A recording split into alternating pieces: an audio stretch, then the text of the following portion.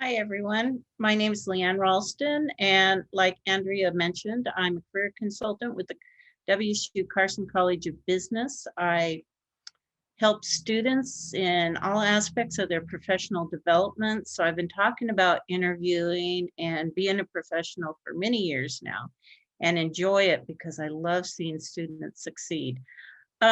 Tell me a little bit about you. Who do we have here? What's your major? What year are you? What are you hoping to learn in this webinar? If you could just put your answers in the chat, we'll see who's here. Yeah, this is great because, interviewing is a skill. It's not something that just comes naturally to people, at least not most people. And it's something that you can get pretty good at just by practicing. And so that's kind of what we're here today. We're not really going to have a lot of chance to practice today, but I'll give you some tips. And if you want to practice, you can always set an appointment with me or one of the career consultants in your own departments and practice interviewing skills. So, but in this world of virtual, we're all, most of us are taking, most of you are taking classes probably all online or mostly online. And a lot of jobs have gone online. My own has gone online. And there's a lot of things that are different about it. But just a second. Many things are the same. Few things different, many things the same. And that's something to keep in mind because when we're talking about interviewing, so many things, they're no different if you're in person or if you're online. And same with working. If you're going to be a professional, many things are the same, slightly different on some other things. So I wanted that qualifier out of the way right away. Okay, so when you're preparing for the interview, there's a few things that you want to know about. First of all, congratulations for having an interview. That means your resume, your cover letter, your application did well. It got you the interview. So now what do you do? Some of you probably have had a few professional interviews in the past, but like if you're just starting out, maybe you've never really had a formal interview before. So what do you do? Yes, you need to make a good first impression. And how you can do that is right away when they're, wanting to set up an interview with you, make sure that you're very clear about when it is. And that includes time zones, especially when any of us could be in different time zones at any time. And you know this if you're online students. So make sure if the interviewer is, say, in Mountain Time, but you're in Pacific Time, you're in the Pacific Northwest, so you're in Pacific Time, that might mess you up. You might be late for the interview or early, depending on the time of year. So make sure that you're clear about the time and the time zone. And the format, is this going to be a one-on-one interview? Is it going to be you being interviewed by a few people, like a panel? Or is it a series of interviews where you'll do separate interviews with different people? What's the format? And is it online or is it in person? And that's part of the location is make sure you're very, very clear about where it's going to take place. If it is virtual, make sure you have the link and test the link to make sure that it works. And if you're not familiar with the format that they're using, hopefully you have time to get familiar with that format. Like if it's Zoom, all of you are on Zoom right now, so that will be great because you already know about Zoom. But if it's on their, it could be WebEx or it could be any number of other things. So if you're not familiar with the platform, make sure that you download the program if needed, that you prepare for it. And what you could do, if it's an unfamiliar program that you haven't used before, what you could do is ask the person setting up the interview, if you could test it out sometime before the interview, say, hey, tomorrow, can I test this out just to make sure that I know how to log on to it? Just ask if you could do that. Okay. Another thing that you should do, and you should have done some of this before you even applied for the job, but research the company and the position. This is very, very important. If you don't know what the company is about and you don't know what the position is about, how will you know how you fit?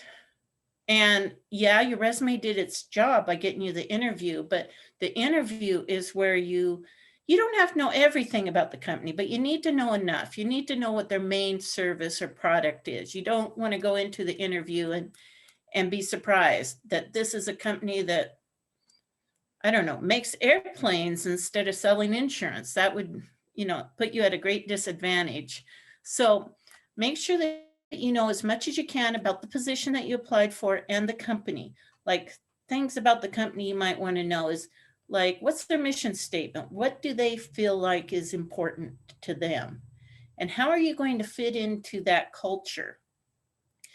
And another thing is, while you're doing this research, you're probably going to come up with questions that you want to know about the position or about the company. So start writing down some of those questions because you'll need them later. And you don't want to ask questions that are obviously available easily, such as, oh, what do you guys do here? That if that's right on their website, that, it'll show that you didn't do your research. So make sure that you dig a little bit into them, maybe see current events that's happening with them. Like maybe they just came out with something brand new and wonderful. It would show that you're paying attention if you ask something about that. And we talked, when I said the location and the website, we talked a little bit about, that how important that is, especially if it's a virtual interview. But you want to check your technology, your computer, make sure that you have strong internet. And what I mean by create a virtual set is look at what's behind you. Make sure that it's not, your unmade bed or something like that. And if it is, if you can't get away from that, you can always create those virtual backgrounds.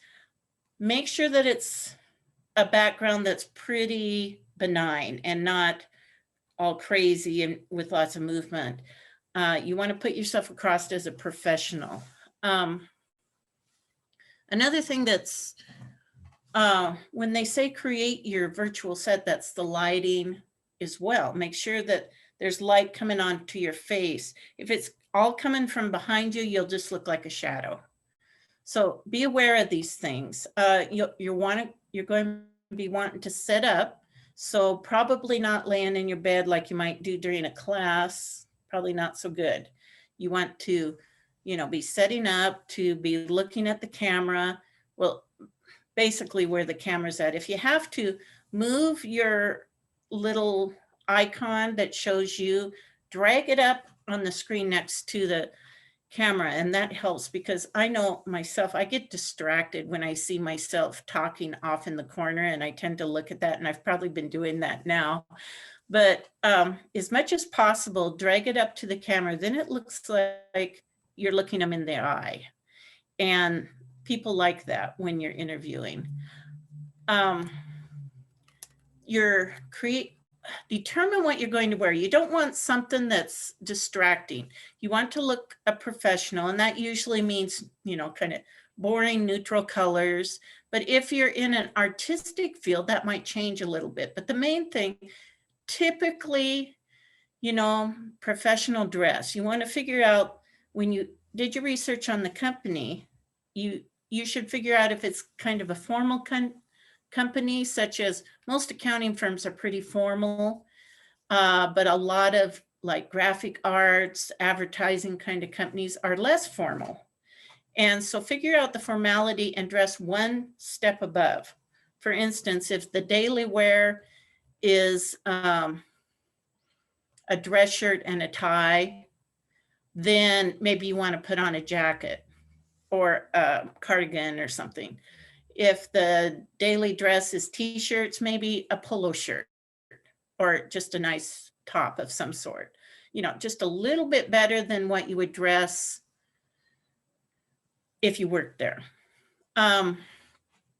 One thing to think about, yeah, if it's virtual, they're probably not going to know if you have, you know, your pajama bottoms on, but you're going to feel more like a professional if you go ahead and have, you know, slacks on and something a little bit more formal. Yeah, they're probably not going to see it, but if you accidentally had to stand up for some reason, you don't want to be embarrassed. So, you know, slacks or skirt, whatever you prefer, and, you know, a nice looking professional top in neutral colors.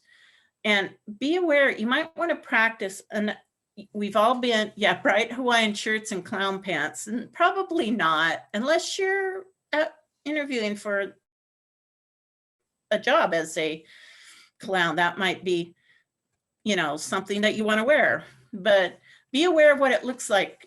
Sometimes some prints and some, you know, little decorations can be too much virtually. Like if they're very sparkly or something, that might just be too distracting, especially on a virtual screen. So, you know, if you're not sure about an outfit, video chat with a friend and say, hey, is this too much for the video? And hopefully that friend gives you an honest opinion. Yes, Erin said being slightly overdressed is usually the best. Excuse me, best advice. You don't want to totally overdress. You don't necessarily need a three-piece suit for most interviews, but, you know, slightly better than what they do on a daily basis. And get that outfit all ready well before the interview, because you don't want to be putting it on and realize there's a big stain right there in the middle. Get it ready like the night before. It's always a good idea. And, you know, I already talked about scoping out the location in the link. If it's an in-person interview, actually take the time to drive to the location of the interview or take the bus, however your transportation is. Go to the location and time at the same time of day that the interview is, and see how long it takes you. And see if there's an issue with parking or traffic or anything like that, because you don't want to be late. Worst impression if you come late for an interview. If anything, you should be a few minutes early. Okay, so the next thing that I want to talk about is to gather your stories and practice. Yes, you can just Google commonly asked questions and then whatever field you're in, commonly asked questions in the field of finance, something like that. And look those over. You don't have, please don't memorize answers to interview questions, but think about how you would answer them. And what would you use as examples? And that's what I mean by your stories. If they ask you a question that's what we call behavior-based questions, these call for a story. Tell us about a time when you worked on a team, but the team wasn't working so well. Now, if you've been in school any time at all, there's probably at least one of those examples. So think about that story and how you would talk about it. And one thing that we talk about in career development is the STAR method. I don't know if you've heard of this or not, but it's situation, task, action, result. And that'll help keep you focused and on point for your story. Situation, set the scene, basically. Once upon a time, there was this very peaceful village, and a gentleman named Frodo lived there.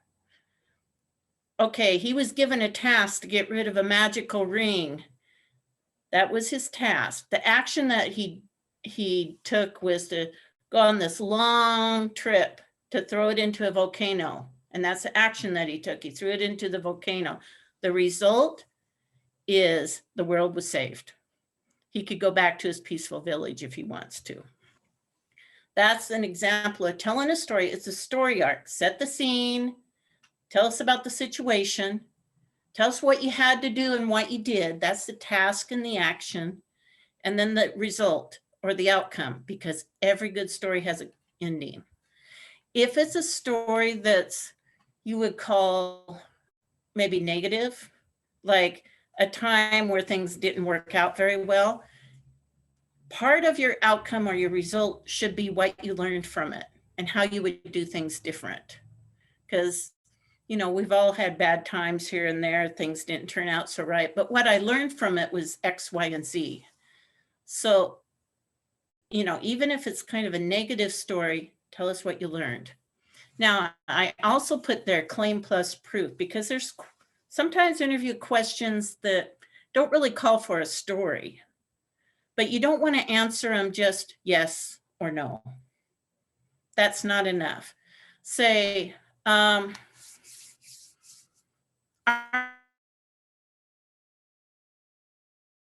a good communicator. A terrible question, but you might be a good, but that's not enough. Give them an example.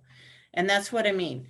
Yes is the claim, and the proof is because I've given many presentations to all these classes or all these groups, and so I feel like I'm a pretty good public speaker. So that makes me a good communicator. So claim plus proof, no matter what. And proof could be a story, or proof could just be an experience or a training or a certification. It could be any number of things, but almost all questions fall. You can either answer them with the STAR method, situation, task, action, result, or with claim plus proof. And this goes with online or in-person interviews. Now, one thing that's wonderful about a virtual interview is you could have cheat sheets.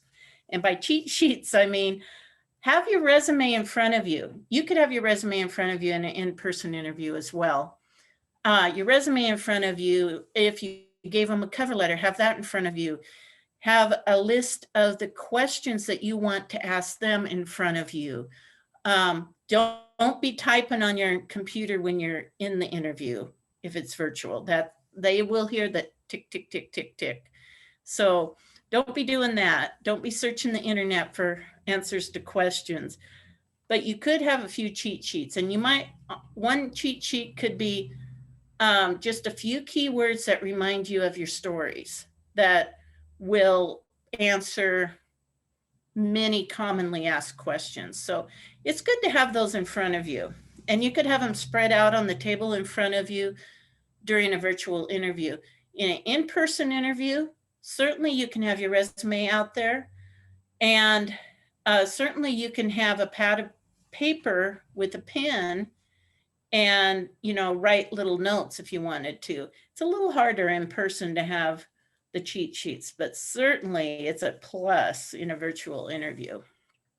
But you don't want to be rustling the papers either. So don't be, you know, messing with them too much, but it's one way to have everything in front of you in case you're nervous. Okay, any questions right now? Post-its on the computer screen, that's a good idea. Yeah, it could have those triggering words for your stories. That's a good idea. And then you're not wrestling and you're still looking at the screen. That's a good idea, good tip. Okay, I'm going to move on to the next one. Here comes the day of the interview. So a few things you need to do. Prep your space. Make sure your lighting's good. We talked about this before. Shut the door to the room that you're in. Put the dog outside. Whatever it is you need to do to prep your space. Tell your roommates, I'm having my interview now. Please be quiet. Turn down the TV. Whatever you need to do to prep your space. And then what you want to do is arrive just a few minutes early. You don't need to be there 20 minutes early. They're not going to let you into the virtual room or the in-person room until it's time. So just a few minutes, you know, like 5 minutes early. Whatever you do, try not to be late, because that does not set a good impression. And then you'll want to gather your documents and those cheat sheets that we talked about and put them in front of you. Make sure that you're dressed for success, you know, with the the nice interview outfit on. You want the good posture, the eye contact. One thing that you want to be aware of is speak clearly. And sometimes there's a lag, just maybe half a second lag, as you all know, if you've been online at all, and I know you all have this year. Be aware of that lag and try not to talk over, the interviewers, because they might not be aware of a lag. And you could, as soon as you're aware of it, you could say, oh, there's a little bit of a lag here. And so that they know the pauses and, why you're hesitating just a little bit. And show, don't tell. That means those stories. That means those proof to your claims. Show them, with your words. Don't just tell them. Make sure you ask questions. Remember when I said the part about researching the company and write down any questions? This is your time to ask the questions. Usually at the end of an interview, they'll say, do you have any questions for us? And that's your opportunity to ask questions. And there's all kinds of questions you could ask. This is not the time to ask about wages and benefits and things like that. We're not there yet. But you can certainly ask things about what's a typical day like in this position? Who would I be reporting to? How do you like working here? I mean, those are all good questions, or some versions of those would be good questions to ask. You don't want to ask questions that they already addressed, in the course of the interview or during their tour or whatever you had. But do ask a few thoughtful questions that you've come up with during your research. 3 questions would be great, at the very, very least, 1 or 2 questions, but 3 is a good number. If you start getting to like 5 or 6, you're kind of asking a lot of questions, and, just a few questions is good. And then you want to get the names and contact information of the people that are interviewing you and that you've spent some time with. Make sure that you get their emails. But the main thing about all of this, take deep breaths, be yourself. Don't try to be someone that you're not. Don't try to be an extrovert if you're an introvert. It's okay to be an introvert. It's okay to be an extrovert. Just be yourself. Be genuine and authentic. And I can't stress that enough, because who wants to work at a place if you have to be someone that you're not? That's too exhausting in my mind. And I would hope that all of you work at places that like you just how you are. And that's great. Not that you can't learn. I mean, you're still going to be learning and growing and all of that. That's not what I'm talking about. If the place requires you to be someone other than who you are, well, there is an exception. If you're interviewing to be an actor or an actress, by definition, that would be something that you're expected to be someone who you're not, but still be yourself, be authentic. And yes, Erin makes a great point here. It's a two-way process. You want to see what kind of company this is. That's why you ask the questions, and you want to be able to be yourself. And if you're not comfortable being yourself, you need to think about, why is that? Maybe it's not a good fit for me. Maybe I need to look somewhere else. So, yeah, great. Any questions right now? Okay. So, what do you do after the interview? Yes. Go home, turn off the computer, all of that. Yes. Yes. But you want to make sure that you follow up, like a thank you note. That's why you gather the names and the emails, so that you can send them a quick thank you note, thanking them for their time, and maybe reiterating your interest in the position, or maybe clarifying a point that you felt like you didn't quite cover well enough. Great opportunity to continue that contact. And believe me, I've been on the side of, on hiring committees, And it always makes a great impression when someone sends a thank you, because so many people do not. It'll set you up just a little bit higher than the next person. If you're both on even, sending a thank you note will set you above them just a little bit. So we want every edge that you can get. And with, one of the questions you might ask at the end of the interview is, what comes next? And if they say something like, well, we expect to make our decision this week, and next week comes and you haven't heard from them, it's okay to send an email and just say, hey, I'm following up. I'm still interested in the position. Wondering if you've made a decision yet. It's okay to follow up that way with your main contact. So I highly recommend doing those things. Sometimes, well, hopefully a company lets you know one way or the other, but sometimes they don't. So that follow-up will let you know, hey, I'm moving on in the process, or, oh, I need to go in a different direction now. So, those are good things to do there. Okay, so I'm going to assume you got the job. Yay, congratulations. Give yourself a hand. So now what? What do you need to consider when accepting the position? Well, especially if it's virtual, you need to clarify the equipment and the OT support that the company is going to be providing. This is very important. Hopefully they provide you with, say, a laptop or a computer of some sort, or whatever equipment that you need to do your job if it's a virtual job. Just like what they would do if it's in person. And even if it's in person, figure out what equipment that you have to work with, where your working space is. Obviously, a really important thing is, who do I report to? Like, if I'm sick, if I have questions, all of those things are important to know who you talk to. Expectation of the hours and the days. If you're in person, it's pretty easy. They'll probably say, yeah, be here at 8 and you're done at 5.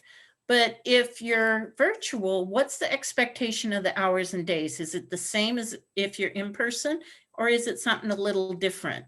Is your job project-based, where you just work till the job is done? Or is it hourly? What's the expectation? What are the required meetings, the required outputs, the required documentation?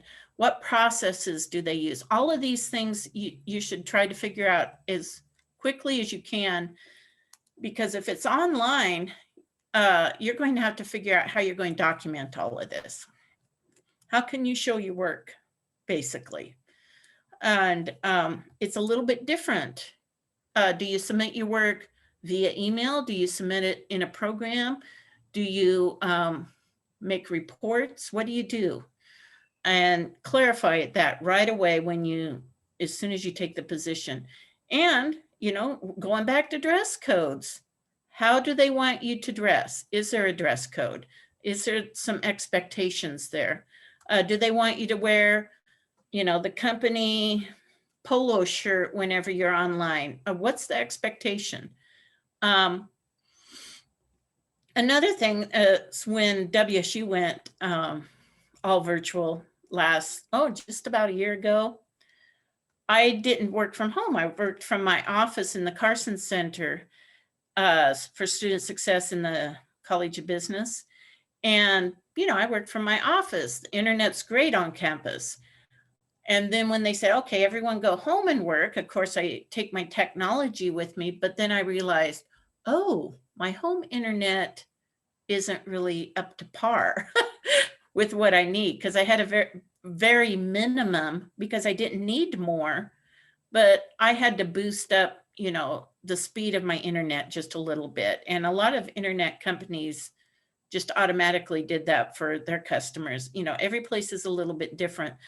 But one thing you're going to want to be sure of is you have reliable internet wherever your office space is going to be. If it's at home or wherever it's at, make sure your internet is reliable, that it's fast enough, all of those things. And if you're going to be working from home, you need a space. You know, just like you created a space for your interview, you need a space that's more permanent, even where you can work, show yourself as the professional, and, you know, have an organized space, you know, whatever that means. If that means, you know, file cabinets or whatever. Here you're showing yourself as a professional while at home, which is a little different for a lot of people, but a space, and it doesn't even have to be that big. It could just be a corner in your home. But, you know, if you're doing virtual meetings, you know, be aware of that set, that virtual set, your square, if you will. What do people see? So those are a few things to consider. It's not everything, but those are some of the things you'll want to consider when you're starting a new job. You know, if it's going to be virtual or in person or a mixture of both, those are all things to consider. How are we doing? Any questions so far?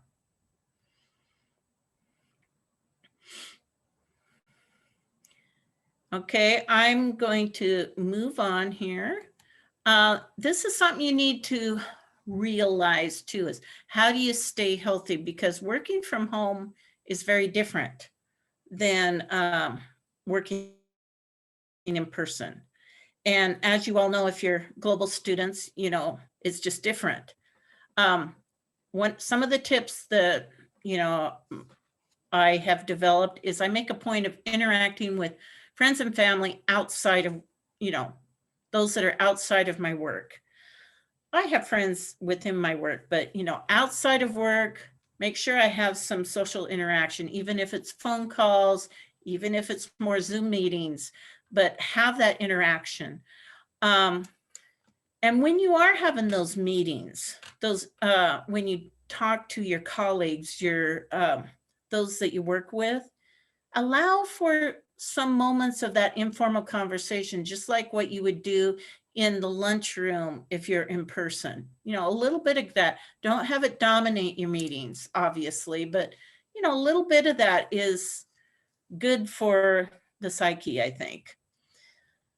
When it's after hours, let's say you're expected to be available 8 to 5, typical work hours.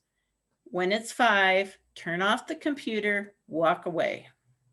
It's so easy to just keep working, but for your own balance and health, walk away.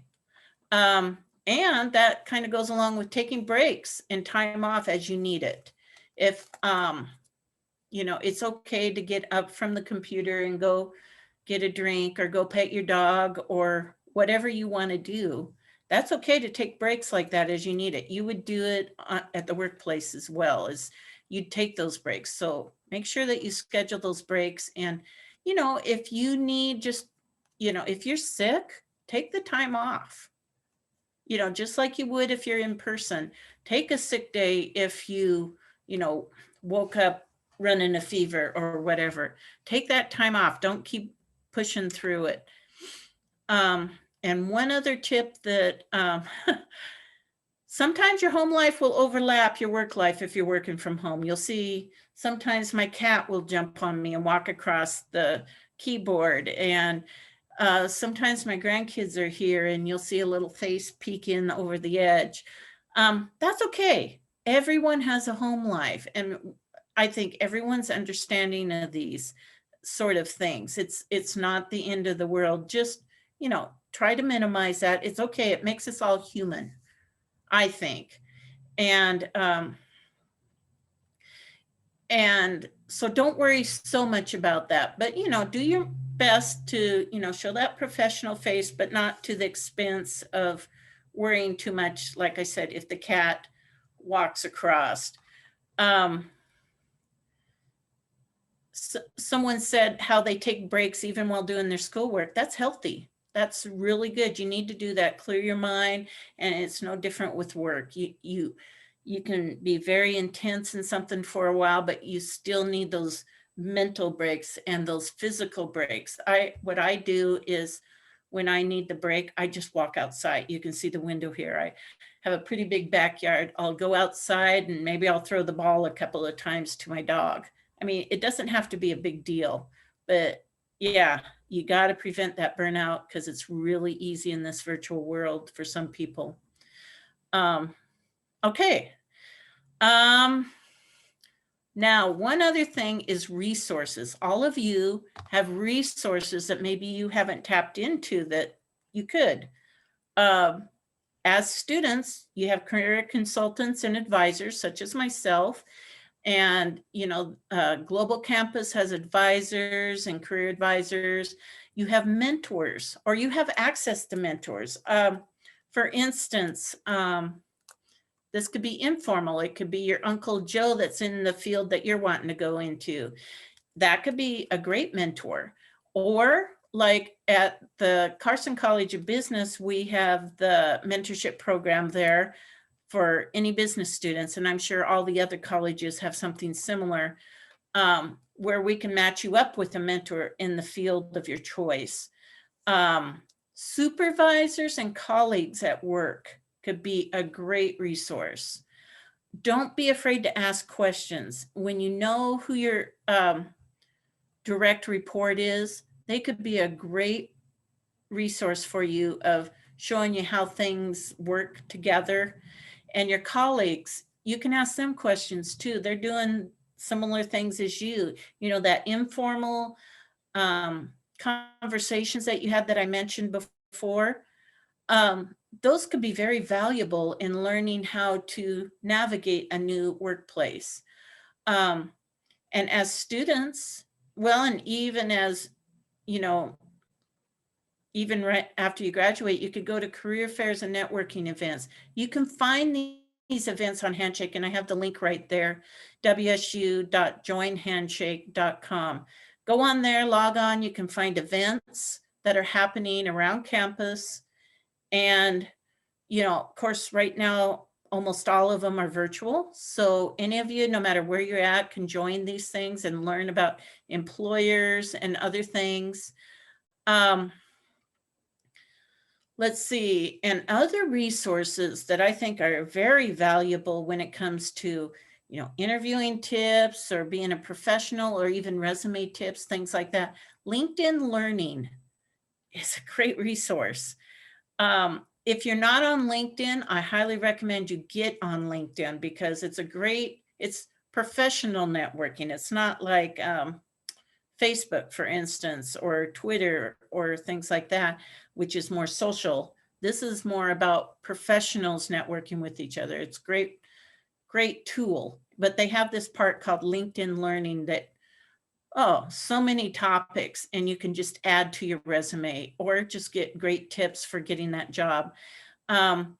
There's, you know, even Indeed, which is not my favorite job board, but they do have career advice there. And another website called Glassdoor has lots of tips on things like that. And whatever company you do get the job with, I'm sure they have resources as well. At the very least, they would have a human resources department, and you can ask them for, you know, assistance in whatever you need. Every company's a little bit different, but do tap into those company resources as well. So, yes, Glassdoor is great for company reviews. Andrea posted that in there. It is. And it's great for finding out common questions that are asked in interviews for various companies. It's a great resource. If you haven't checked it out, check it out.